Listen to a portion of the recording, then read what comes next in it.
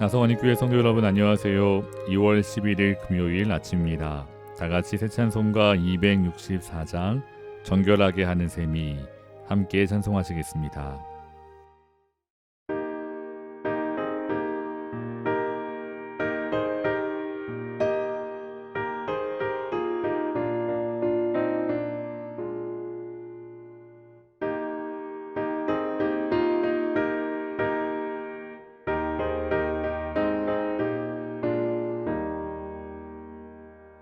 정결하게 하는 셈이 나의 앞에 있도다.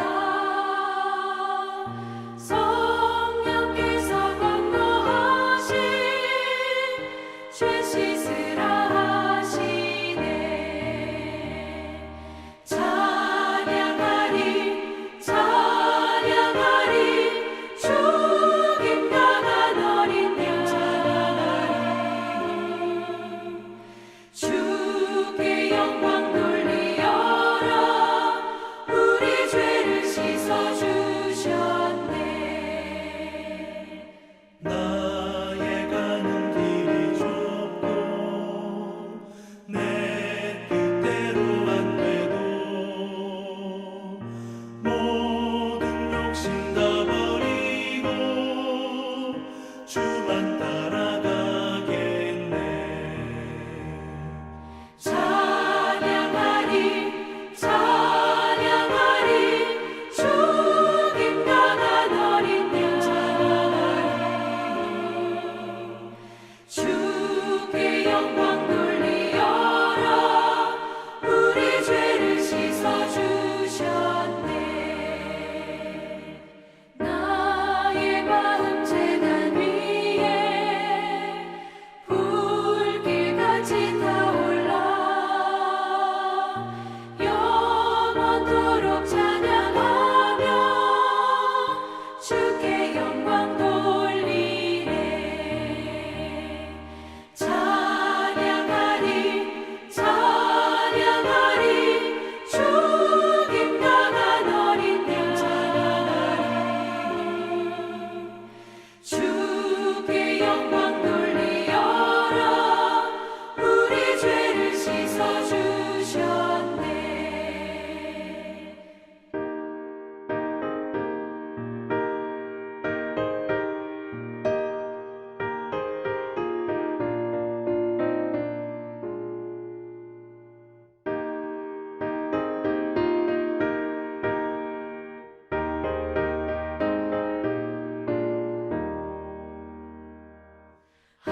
한량없는 주의 은혜 나를 영접하셨네. 내가 지은 모든 죄와 허물 용서하셨네. 찬양하리 찬양하리 죽임당한 어린 양 주께 영광 돌리어라. 우리 죄를 씻어주셨네. 성부 하나님께 영광 성자 예수께 영광 성령님께 또한 영광 모두 돌려드리세. 찬양하리 찬양하리 죽임당한 어린 양 주께 영광 돌리어라. 우리 죄를 씻어주셨네.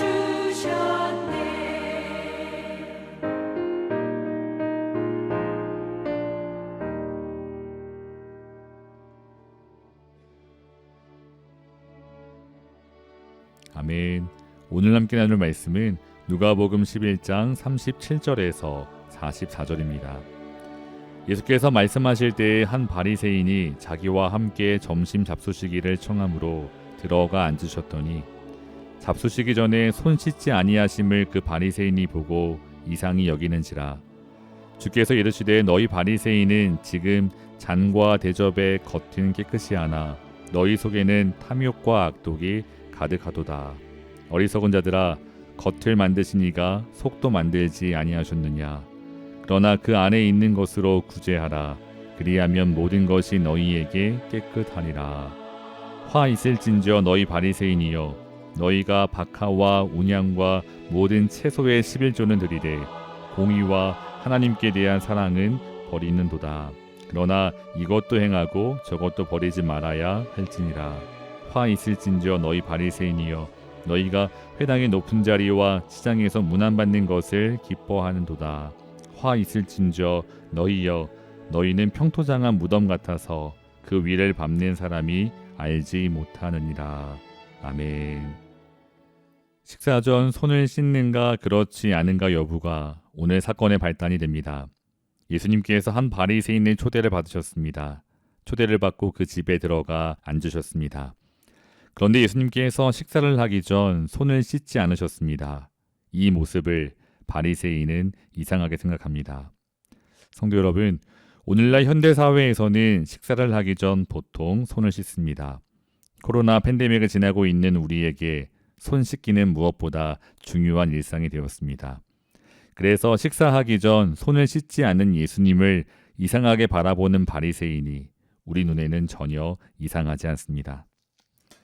그러나 성도 여러분, 우리가 여기에서 한 가지 기억해야 할 사실은 식사 전 손을 씻는 바리새인의 습관은 청결이나 위생을 위해서가 아니었습니다. 그보다는 제의적으로, 다른 말로 표현해 말한다면 종교적으로 깨끗함을 지키기 위한 상징적 행위였습니다. 다시 말해 바리새인들은 자신들의 종교적 거룩함을 지키기 위해 식사를 하기 전 의도적으로 손을 씻었습니다. 그런데 성도 여러분, 여기에 무슨 문제가 있습니까? 식사하기 전 손을 씻을 때 그들의 종교적인 거룩함을 지킬 수 있습니다. 동시에 위생적으로 깨끗합니다. 그럼 말 그대로 일석이조 아닐까요?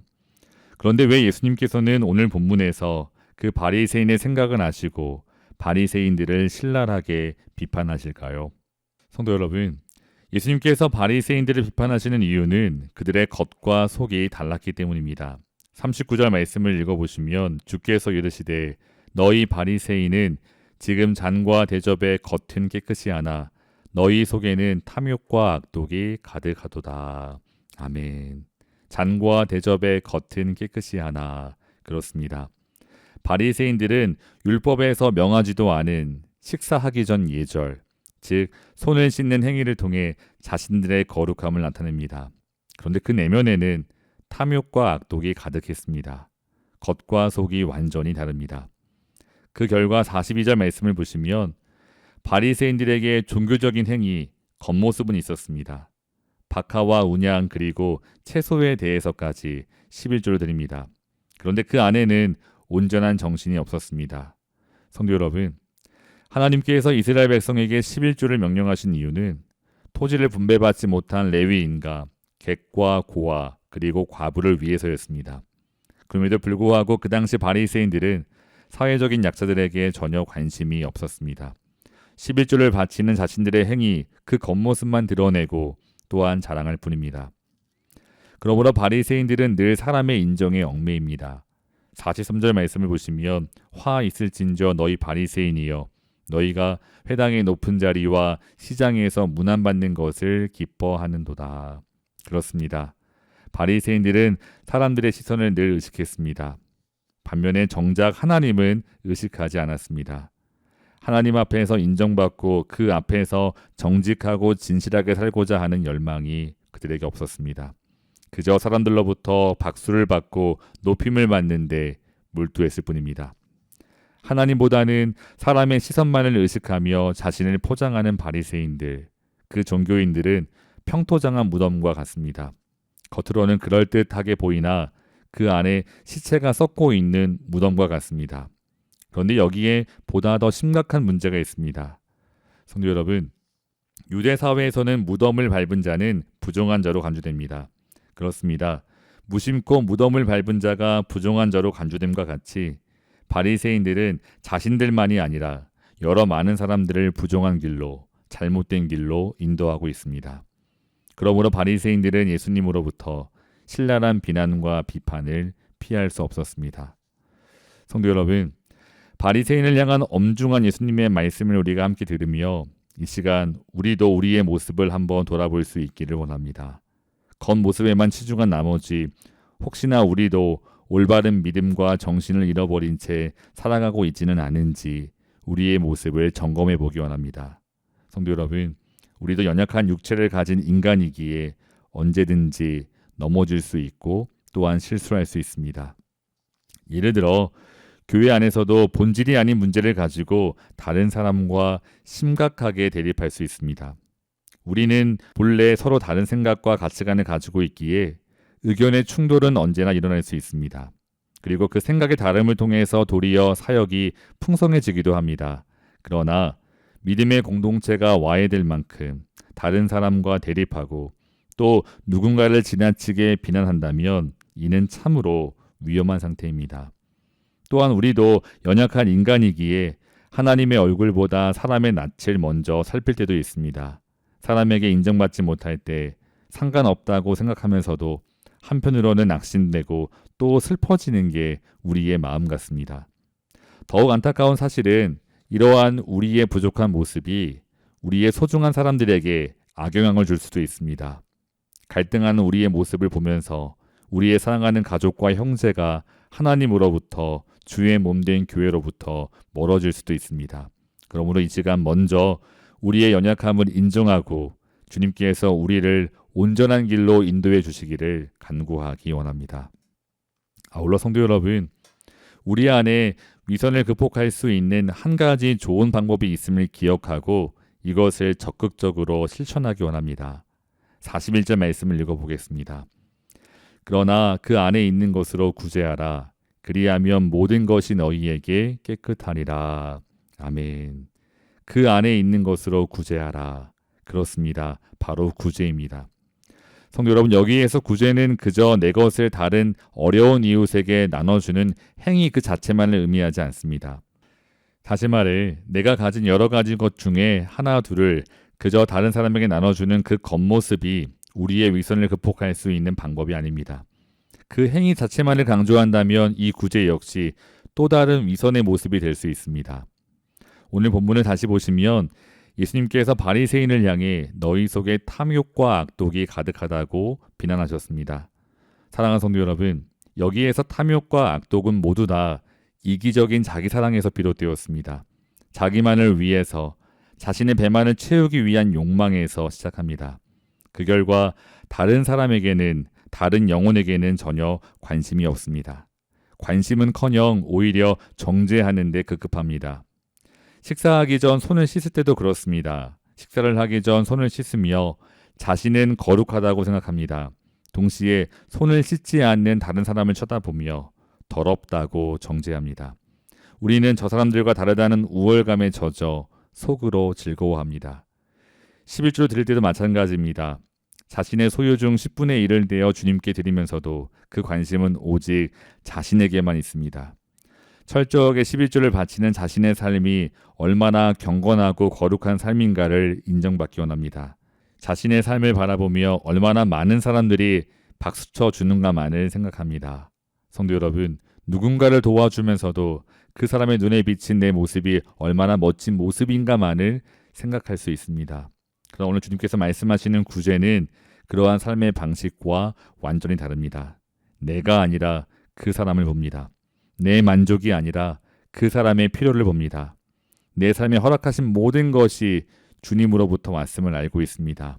그래서 나는 그 축복을 흘려보내기 위한 통로라는 사실을 깨닫습니다. 그래서 설령 누가 몰라준다고 해도 그리 섭섭하지 않습니다. 왜냐하면 이미 내 안에는 하나님의 사랑이 충만하게 넘치기 때문입니다. 이 구제의 근본에는 이처럼 놀라운 은혜가 있습니다. 성도 여러분, 그러므로 구제는 우리 안에 있는 탐욕 그리고 악독과 싸워 이길 수 있는 가장 효과적인 방법입니다. 사랑하는 성도 여러분, 오늘도 우리는 구제하는 삶을 살아갈 수 있기를 원합니다. 사람들로부터 인정받기 위해서가 아니라 주 앞에 인정받은 자이기에 예수 그리스도를 통해 보내주신 주님의 사랑이 너무나 크고 놀랍기에 그 사랑을 기꺼이 흘려보낼 수 있는 우리 나성환이 교회 모든 교우들 되시기를 주님의 이름으로 축원합니다. 다 같이 기도하겠습니다. 사랑의 하나님, 우리의 겉과 속이 다를 때가 많았습니다. 본질을 놓치고 형식에만 매달릴 때도 많았습니다. 하나님의 평가보다 사람들의 평가에 우리의 마음이 흔들릴 때도 많았습니다. 주님, 우리의 약함을 아시는 주님, 이 시간 기도합니다. 우리를 지켜주시고 오직 주의 뜻대로 온전히 사용해 주시옵소서. 하나님의 축복의 통로로 사용되기를 소원합니다. 내게 허락하신 것을 기꺼이 나누고 섬기고 구제하는 삶이 될 수 있도록 인도해 주시옵소서. 예수님의 이름으로 기도합니다. 아멘. 사랑하는 성도 여러분, 오늘도 주 안에서 승리하시기를 주님의 이름으로 축원합니다. 감사합니다.